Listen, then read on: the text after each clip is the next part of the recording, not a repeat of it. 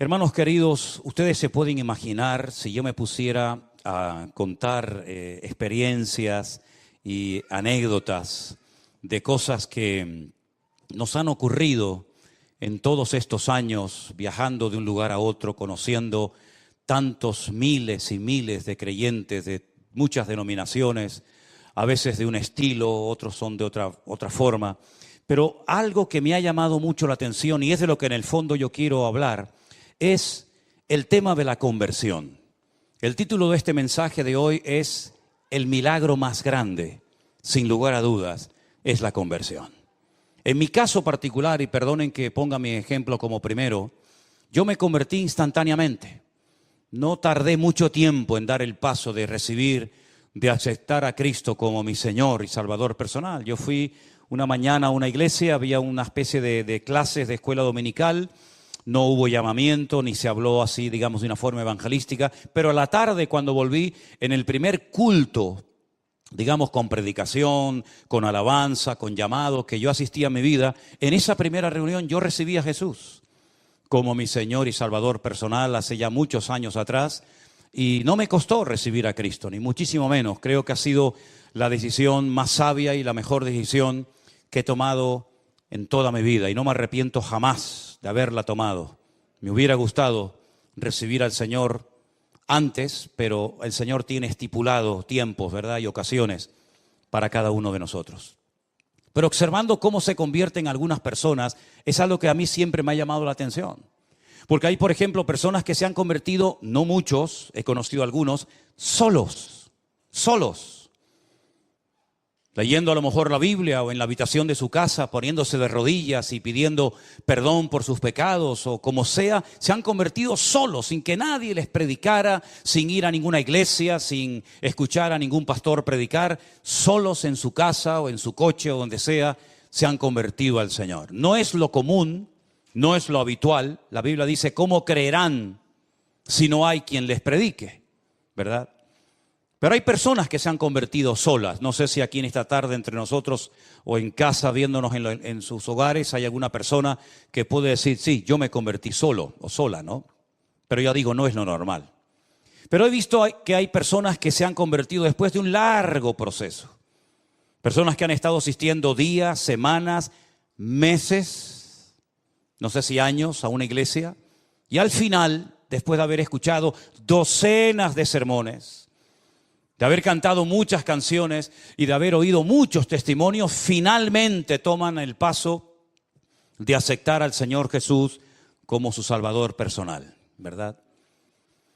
Sin embargo, hay otras personas como yo que lo hicimos instantáneamente y hay otras personas que se han convertido, pero les ha costado. Han tenido que tocar fondo, lo han perdido ya todo, menos la vida. Han perdido el trabajo, han perdido la familia, han perdido salud, han perdido prácticamente todo. Y al final, cuando ya no les queda nada, es cuando deciden por fin definitivamente recibir a Jesús y darle una oportunidad en su vida, ¿no? También he conocido personas que se han convertido por miedo. Me explico.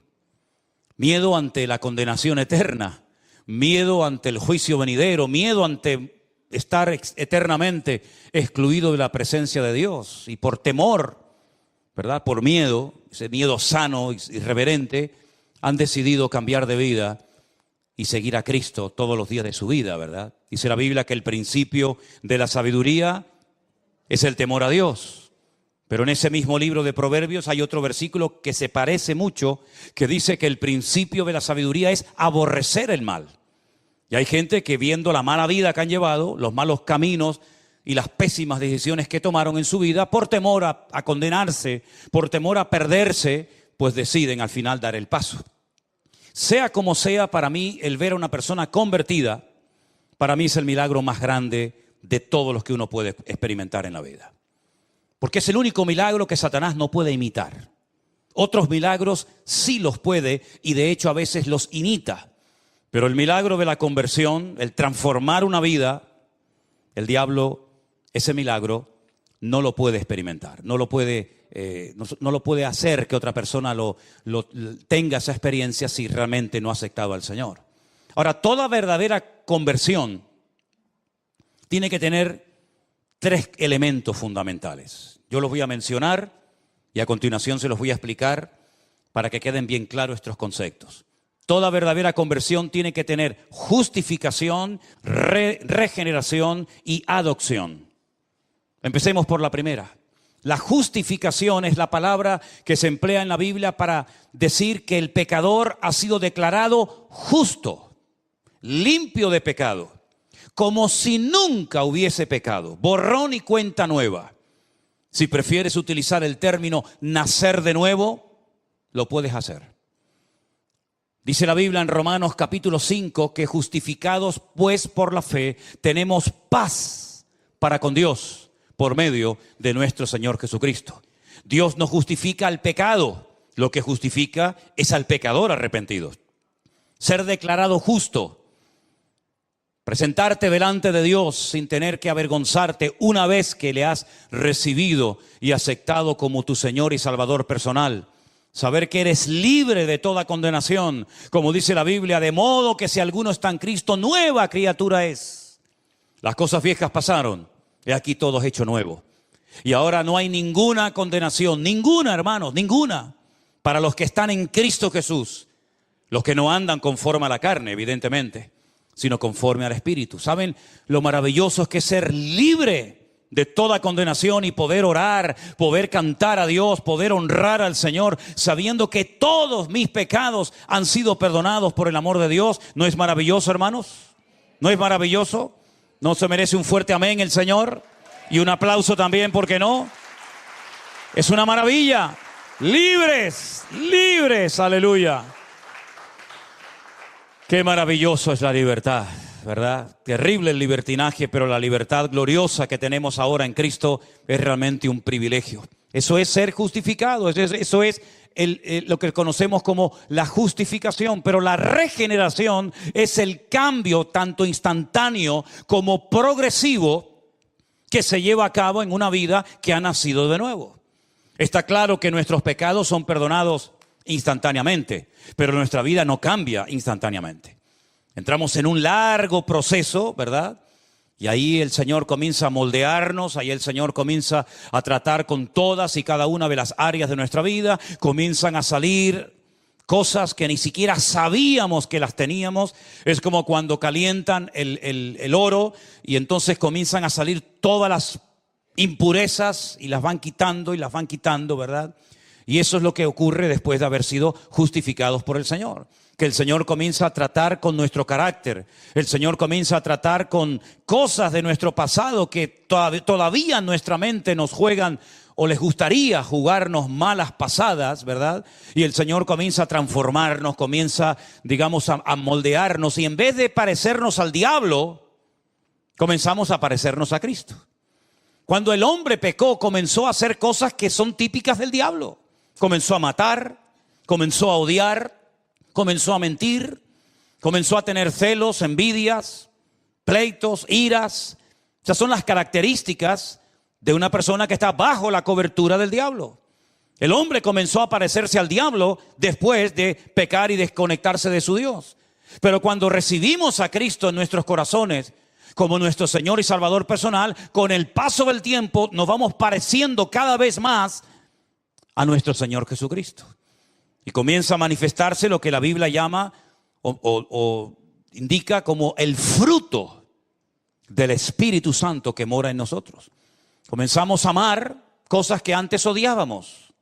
Comenzamos a ver a personas que antes tal vez no íbamos a tener jamás ningún tipo de contacto, de relación con ella. Comenzamos a darnos cuenta de que pues también necesitan de paciencia y de amor y de atención y tantas cosas. Y comenzamos a darnos cuenta de que ahora tenemos paciencia en cosas que antes nos sacaban de quicio y éramos incapaces de soportarlas. Y es que cada vez esa regeneración, esa transformación progresiva en nuestra vida nos va moldeando y podemos mirar atrás y decir, oye, sé que todavía me falta mucho, sé que todavía, como dice el texto, no he llegado a la meta, ¿verdad? Pero sigo corriendo para ver si logro hacer aquello para lo cual un día el Señor me alcanzó a mí. Amén, hermanos. Y finalmente, la adopción. Es decir, ahora tengo una familia. Ahora estoy bajo una cobertura que es la familia de Dios. Y hemos conocido esta tarde a 2 miembros de nuestra familia, ¿verdad? Que viven en otro lugar. Pero podríamos recorrer el mundo entero y darnos cuenta de que tenemos hermanos y hermanas en la fe prácticamente en todas las partes del mundo. Porque hemos sido adoptados en una familia universal donde caben todos. Y donde todos tenemos que aprender a relacionarnos y amarnos y a perdonarnos y a trabajar juntos, etcétera, etcétera. Así que una verdadera conversión nos lleva a la justificación, a la regeneración y a formar parte de la familia de Dios por adopción, no por nacimiento. Ahora, el primer texto que quiero leer en esta tarde que habla acerca de la conversión se encuentra en Hechos capítulo 3, el verso 19. Pedro y Juan acaban de orar por un paralítico que ha sido milagrosamente sanado y ellos aprovechan la oportunidad para dar testimonio de su Dios, para evangelizar a las personas que allí están viendo aquel milagro. Y él dice, ya digo en el capítulo 3, verso 19, arrepentíos y convertíos, las 2 palabras. Tú te puedes arrepentir de algo que has hecho, pero eso no significa de que te hayas convertido. Tú te puedes arrepentir de haber robado, de haber mentido o de haber hecho algo malo, pero eso no significa que has cambiado. Te has arrepentido, pero no te has convertido. Pero Pedro dice, arrepiéntanse y conviértanse para que sean borrados vuestros pecados y para que vengan de la presencia del Señor tiempos de refrigerio. Epistrefo. Esa palabra rara, esa palabra griega es la palabra que se traduce en el Nuevo Testamento como la palabra convertidos o conversión, epistrefo, que significa dar la vuelta, dar marcha atrás, cambiar de dirección, ir en una dirección contraria a la que iba. Lógicamente, una verdadera conversión se produce cuando hay un verdadero y genuino arrepentimiento por nuestra parte. No un remordimiento de conciencia, no un dolor por haber perdido cosas que las tenía, pero que por mi mala cabeza o mis malas decisiones las he perdido, sino que hay un arrepentimiento genuino de no volver, de no querer volver a cometer el mismo pecado que durante tiempo me conquistó y me dominó. Cuando hay un verdadero arrepentimiento, se puede decir que hay una verdadera conversión y un genuino deseo de cambiar. Y un genuino deseo de honrar y de servir al Señor, que tal vez antes no creíamos en Él, pero que ahora nos hemos dado cuenta de que lo amamos y lo conocemos. Y de alguna manera queremos esforzarnos por servirle y por honrarle todos los días de nuestra vida. Ahora, no tenemos que confundir el venir a la iglesia con convertido. Porque hay gente que puede venir a la iglesia toda su vida. De hecho, hay gente que ha nacido, por así decirlo, en el seno de una iglesia. A lo mejor desde el vientre de su madre, ya su madre lo traía a los cultos. Y cuando este niño, esta niña nació, comenzó a ir a la escuela dominical y comenzó a asistir a algún campamento y comenzó a ir a algún retiro. Pero eso no significa de que sea convertido. ¿Y cuántas veces nos confundimos pensando, creyendo que esta persona, porque lleva toda la vida en la iglesia, ya es un convertido? Y de convertido, nada. Puede ser un simpatizante, una persona que tiene su círculo de amistades dentro de la iglesia, porque como su vida ha girado siempre en torno a la iglesia, no tiene contactos, no tiene amigos fuera, y parece que es un cristiano, parece que es un convertido, pero no lo es. Es una persona que se ha criado en un ambiente cristiano, pero no es cristiano. Muchas veces cuando voy navegando en esos largos viajes que me pego en barco, pues hermano, yo voy navegando por el mar, pero el mar, gracias a Dios, no entra donde yo estoy. Estoy rodeado de agua, pero yo voy en el barco y el barco, gracias al Señor, está por encima del agua. Imagínense ustedes, ¿no? Así que tú puedes estar rodeado de cristianos, en un ambiente cristiano, en un retiro, en un campamento, en una convención cristiana, y eso no significa de que tú también seas un hijo de Dios. Porque la salvación es personal e intransferible. Tú no te puedes convertir por tu hijo, ni tu hijo se puede convertir por ti. Claro, evidentemente, si tú te conviertes, tú eres ya una luz para tu familia. Tú ya tienes un mensaje y un testimonio que dar a tus compañeros de trabajo, en el lugar donde vives. Pero tú no puedes convertirte por un círculo de amistades o por toda una familia, ¿verdad? Y decir, bueno, yo me convertí y eso significa de que ya toda mi familia ya son convertidos. No, repito, la salvación, la conversión es personal y no se puede transferir a otras personas. Y también hay que decir que la salvación es instantánea. O eres o no eres. O estás dentro del reino o fuera del reino. O estás conmigo o estás contra mí. O eres realmente convertido y tu nombre hoy, en este momento, en este preciso instante, está inscrito en el libro de la vida, o tu nombre no aparece por ninguna parte. Y si tú murieras hoy, no irías jamás a la presencia del Señor. ¿Cómo ha sido tu conversión, hermano? ¿Recuerdas ese día, ese lugar, esa hora? Aquel sitio donde el Señor tocó tu alma y tocó tu corazón. Vamos a leer algunos versículos en esta tarde donde aparece esta palabra epistrefo, que significa convertirse. Vamos a ver las distintas traducciones que le han dado a lo largo del texto bíblico. Por ejemplo, en el Evangelio de Mateo, el capítulo 18, el verso 3, 18 de Mateo, el versículo 3, hay unas palabras muy interesantes del Señor Jesucristo, cuando le dice a las multitudes, de cierto os digo, que si no os volvéis y os hacéis como niños, no entraréis en el reino de los cielos. Es decir, la actitud para poder ser salvo, la actitud para tener una genuina y verdadera conversión es fundamental. Una persona con soberbia, una persona arrogante, una persona que se cree que lo sabe todo, que no necesita de nada ni de nadie, difícilmente esa persona llegará a una convicción de pecados y pedirá perdón al Señor. Algo muy habitual, y precisamente me pasó, para no ir más lejos, esta semana, el jueves, mientras ustedes estaban aquí escuchando el mensaje de nuestro hermano Jerónimo que predicó. Yo estaba fuera hablando con una persona y cuando comienzo a hablarle, lo primero que me dice, como para escudarse, ¿no? Como para decir, cuidado que ya te he dicho lo que soy, dice, yo soy católico. Y le dije, ¿usted es católico?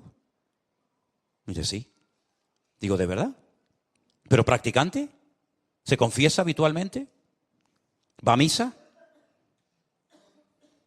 ¿Acepta la autoridad del Papa sobre su vida? ¿Es usted un buen idólatra? ¿Reza usted el rosario? Que el Dios te salve María, llena eres de gracia, el Señor es contigo, bendito, todo eso. ¿Es usted un buen católico? Me dice, bueno, no. Digo, entonces permítame que le diga, usted no es nada. Y me dice, es verdad, yo creo que no soy nada. Digo, ya nos estamos entendiendo. Digo, mire, ¿sabe por qué usted dice que es católico? Porque unos señores de España, hace muchos siglos atrás, se fueron allí y les conquistaron a ustedes. Y después de irse y de volver a sus tierras, después de haberse llevado todo lo que pudieron y más, o usted no lo hubiera hecho. Usted no lo hubiera hecho, ¿verdad? Claro, ya. Dejaron una religión allí, muerta y vacía, que no servía aquí, pero la dejaron allí. Y por eso usted es católico. Pero si en vez de haber ido los españoles hubieran ido, por ejemplo, los musulmanes, usted entonces seguramente hoy estaría rezando de cara a la Meca y estaría con un Corán debajo de su brazo. Usted no eligió la religión lo eligió a usted. Y no fue algo que usted decidió seguir o aceptar, sino fue algo que le impusieron a usted casi desde el vientre de su madre. Es decir, cuando una persona cree que por ser católico o miembro de una iglesia, sea esta o cualquier otra, ya es salvo, convertido, se equivoca rotundamente. Porque la conversión no pasa por una denominación. La conversión no pasa necesariamente por ser miembro de una iglesia, llámese como se llame, sino la conversión es un encuentro, es una experiencia personal con Cristo. Yo me arrepiento, yo reconozco que soy un pecador, yo reconozco que me he equivocado. Eso de que no, yo siempre he creído, no dudo de que usted siempre haya creído, pero déjeme que le recuerde a alguien, el más creyente del mundo, el que nunca ha dudado de la existencia de Dios, el que cree que los 66 libros de la Biblia, desde el Génesis 1:1 hasta la amén de Apocalipsis, es palabra de Dios, el que cree en el Padre, en el Hijo, en el Espíritu Santo, el que cree en el cielo, en el infierno, el que cree en las parábolas, las profecías y las promesas, el que nunca jamás ha dudado de la existencia de Dios, es nada más y nada menos que un caballero llamado Satanás, el diablo. Porque Satanás no es un ateo. Porque la Biblia dice que para ser ateo hay que ser necio. Eso lo dice la Biblia. Y Satanás de necio no tiene nada. Satanás es acabado en hermosura, el sello de la perfección y lleno de sabiduría. Dice la Biblia que Dios así lo creó. Y díganme ustedes si Satanás va a pasar la eternidad en la presencia del Señor junto con su amada iglesia. ¿Usted cree en eso? Pero si es un creyente. Si jamás ha dudado de la existencia de Dios. Es que creer sí es importante, pero no es suficiente. No hay ningún mérito en decir yo creo en Dios. Yo he creído toda mi vida y... ¿Quiere que ahora le toquemos una música especial y le hagamos una fiesta por haber creído en Dios? No hay ningún mérito en haber creído en Dios. El mérito no está simplemente en creer. El mérito está en confesar que ese Dios en el cual creo, a partir de hoy va a ser mi Señor, mi Salvador, mi cobertura, mi amo, mi dueño y mi todo. Y yo le rindo a Él mi vida y entonces es cuando comienzo a experimentar el gozo de la salvación, porque uno no nace salvo y luego con el paso del tiempo se condena, sino que uno nace condenado y hay un momento puntual en la vida en el que tú te conviertes y experimentas el nuevo nacimiento. Y de nada sirven las teorías. Un hombre principal entre los judíos que se sabía muchos libros de memoria de la Biblia, más que cualquiera de nosotros, le dijo al Señor: Señor, sabemos que has venido como maestro, porque nadie puede hacer las señales que tú haces si no está Dios con él. El Señor se le queda mirando y le dice: mira, Nicodemo, escúchame una cosa. Si tú no naces de nuevo, tú no puedes ni ver ni entrar en el reino de los cielos. Ni ver ni entrar. Me llama mucho la atención esos dos verbos. Porque podía haber dicho: podrás ver el reino, podrás ver la gloria, pero no entrarás en ella. ¿Por qué le dijo ni ver ni entrar? Porque ellos casi reverenciaban al que llaman Moshe Rabenu. Moisés es nuestro maestro. Y se dirigen a él con un respeto tremendo, ¿verdad? Y ellos saben perfectamente que Moisés no entró en la tierra prometida, pero vio la tierra prometida. La vio desde la frontera de lo que llamaríamos hoy en día Jordania. El Señor le dijo: no vas a entrar, te lo he dicho, pero te voy a permitir ver la hermosura de la tierra prometida. Y dice que milagrosamente le permitió ver toda la tierra de Canaán, toda la tierra que fluye leche y miel, pero no entró en ella. Pero en el caso tuyo, Nicodemo, toda la Torá que te sabes de memoria, todos los 613 mandamientos que has aprendido de memoria desde tu más tierna infancia, toda tu circuncisión y todo lo que te sabes de memoria no te va a servir ni siquiera para ver el reino si no naces de nuevo. Así que tienes que nacer de nuevo para poder ver, para poder entrar y para poder disfrutar de ese reino. Y lo dejó planchado porque no entendía nada. Y le dice: pero esto es imposible. Pero lo que me estás proponiendo es que me vuelva otra vez a meter en el vientre de mi madre y nacer de nuevo. Yo no puedo hacer eso. No hay nadie que pueda hacer eso. Y el Señor le explica que no es ese tipo de nacimiento, ¿verdad? Sino es el nacimiento espiritual, ese encuentro con Cristo, ¿verdad? Y como he dicho en varias ocasiones, si tú has nacido una vez, vas a morir 2 veces. Pero si tú has nacido 2 veces, solamente vas a morir una sola vez. Algunos dirán: no entendí nada. Pues ahí te lo dejo. Te lo vuelvo a repetir: si has nacido una vez, mueres 2 veces. Y si has nacido 2 veces, solamente morirás una sola vez. La semana que viene le explico por qué. Eso es lo que dice la palabra. Que tenemos que hacernos como niños. Hay un cambio de actitud. Ya no me escudo, ya no me escondo detrás de una enseñanza religiosa, llámese como se llame, sino que incluso tengo que tener la actitud de un niño dependiente de mi Dios y de mi Padre, sabiendo que no es por mis méritos, por mis buenas acciones, por mis buenas obras que obtengo en la salvación de mi alma, sino por los méritos de aquel que nosotros lo llamamos nuestro Señor Jesucristo. ¿Cuántos dicen amén? Hay otro texto en Lucas, capítulo 22, verso 32, donde también aparece esta palabra griega que ya la hemos mencionado. Lucas 22, 32. Priscila nos va a leer ese texto, por favor. Pero yo he rogado a ti que tu fe no falte, Y tú, una vez vuelto, confirma a tus hermanos. Una vez vuelto, es decir, tienes que volver. ¿Volver de dónde? Del camino de apostasía que has escogido, Pedro. Tú te has desconectado de mí, tú has renegado de mí y de mi nombre. Tú has dicho públicamente, no lo conozco, no sé quién es ese hombre. Tienes que volverte, tienes que ir al epistrefo, tienes que volver atrás y volverte a quién, a Dios, para que Él te vuelva a perdonar, para que Él te vuelva a restaurar y poner en primera línea donde estuviste, pero que saliste porque me negaste públicamente, y todos lo sabemos, ¿verdad?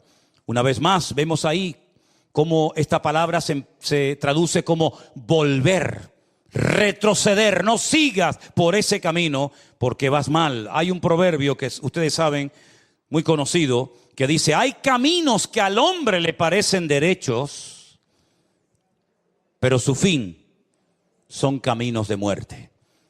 Si la hermana que el otro día me mandó un WhatsApp diciendo que puedo tener problemas en la mano del metacarpiano porque cojo mucho el micrófono, no se haga ningún problema, hermana.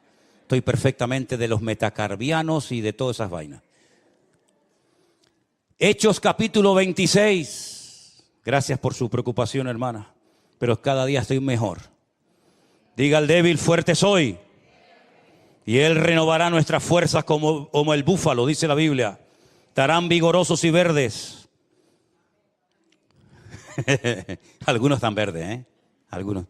Hechos capítulo 26, verso 16. Priscila, por favor, léemelo. Pero levántate y ponte sobre tus pies, porque para esto he aparecido a ti, para ponerte por ministro y testigo de las cosas que has visto, y de aquellas en que me apareceré a ti, librándote de tu pueblo y de los gentiles, a quienes ahora te envío, para que abras sus ojos y para que se conviertan de las tinieblas a la luz, y de la potestad de Satanás a Dios, para que reciban por la fe que es en mí, perdón de pecados y herencia entre los santificados. Para que se conviertan. Si no se convierten, lo único que tienen es una religión, pero no tienen una conversión, no tienen una relación con Dios. Y yo te he cambiado, te he librado de tu pueblo y de los gentiles, te he transformado, me he aparecido en tu camino. He quitado las escamas de tus ojos para que te conviertas en un testigo mío y vayas por todas las naciones de la tierra predicando la palabra, para que pasen la gente de las tinieblas a la luz, del equipo del diablo, de los perdedores, de los amargados y de los frustrados al reino de Dios, ¿verdad? Y para que se conviertan y convirtiéndose puedan conocerme y puedan tener el gozo de la salvación y puedan heredar la vida eterna, porque cuando una persona se convierte en coheredero con Cristo, ¿verdad? Como dice la palabra de Dios. Hay un versículo más muy interesante que va dirigido a esos hermanos que tal vez un día se congregaron, que tal vez un día incluso estuvieron sirviendo al Señor de alguna manera, pero que por el motivo que sea, se apartaron de los caminos del Señor. ¿Y qué hacemos con esta gente? ¿Qué hacemos con aquellos que parece que se querían comer el mundo y al final el mundo terminó comiéndoselos a ellos? ¿Qué hacemos? ¿Qué palabra, qué solución nos da la Biblia para que se descarrió y tomó un mal camino? Bueno, Santiago nos dice en el capítulo 5, el verso 19 y 20, estas palabras tan interesantes que tenemos que tener en cuenta en nuestra vida. Hermanos, si alguno de entre vosotros se ha extraviado de la verdad y alguno le hace volver, sepa que el que le haga volver al pecador del error de su camino, salvará de muerte un alma y cubrirá multitud de pecados. Luego existe la posibilidad de que un hermano tome un camino equivocado. Existe la posibilidad de que un hermano se salga del camino correcto y vuelva atrás, se descarríe, cual hijo pródigo. Y entonces dice la Biblia, si a alguno de entre vosotros le ha pasado eso, si alguno que antes era hermano y cantaba con nosotros y se congregaba con nosotros y servía al Señor junto con nosotros, se ha escarriado de la verdad, sepa que si hay alguien que haga volver al pecador, del error de su camino, le salvará el alma y cubrirá multitud de pecados.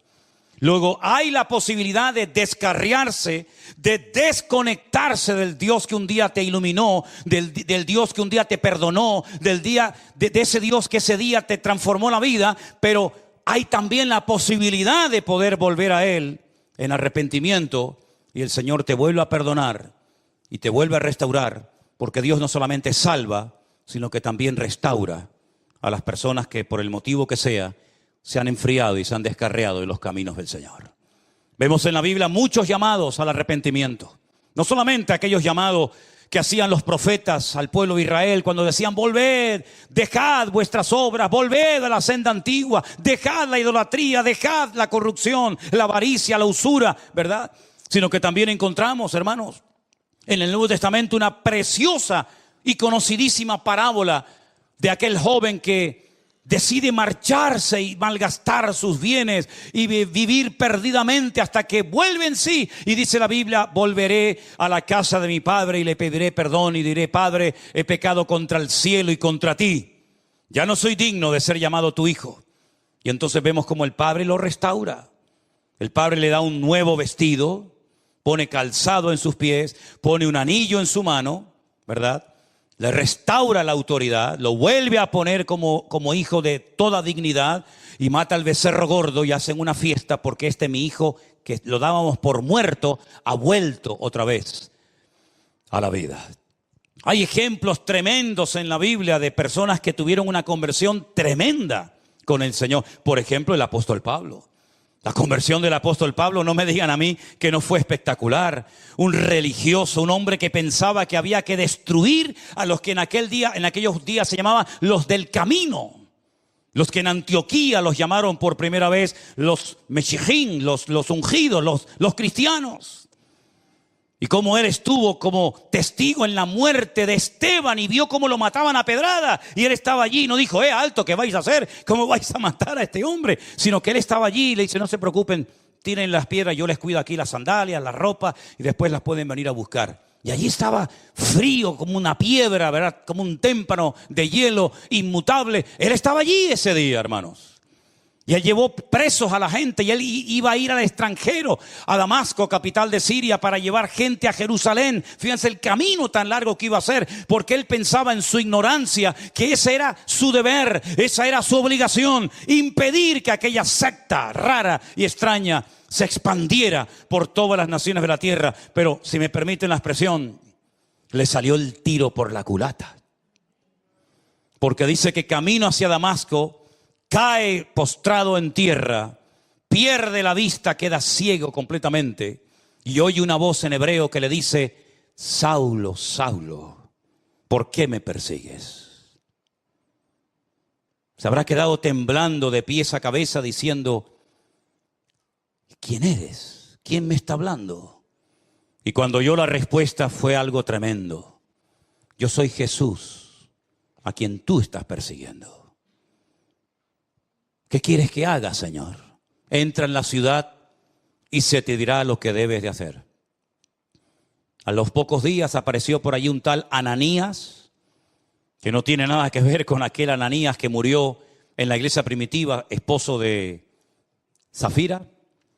Y dice que tenía miedo de ir a orar por él, porque decía: Señor, hemos oído lo que este hombre ha hecho, cómo le ha hecho daño a tus santos, cómo tiene poder y tiene cartas que le autorizan a llevarnos presos a Jerusalén si quisiera.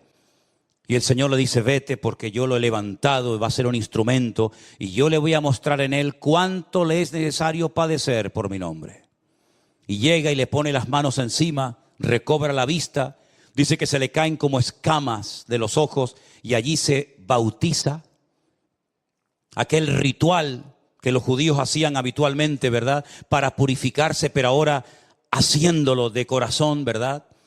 Y dice que al momento, prácticamente a los pocos días, se convirtió en un atrevido, en un valiente predicador, de tal manera que decían: pero este no es el que nos mataba el otro día, este no es el que venía a perseguirnos, que lo que le ha pasado. Y dice que los hermanos tenían miedo de juntarse con él. Claro, ¿cómo no van a tener miedo?